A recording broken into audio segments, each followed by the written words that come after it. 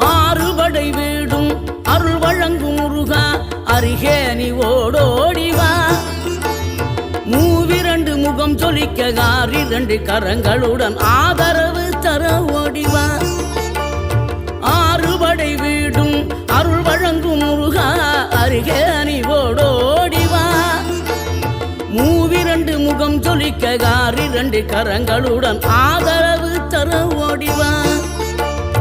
ஈசன் மகனே என்னை காக்க இங்க உனையன்றி வேறாரையா. நெஞ்சார நான் நினைக்க பஞ்சாமிர்தம் கொடுக்கும் ஒரு தெய்வம் நீதானையா. ஒரு தெய்வம்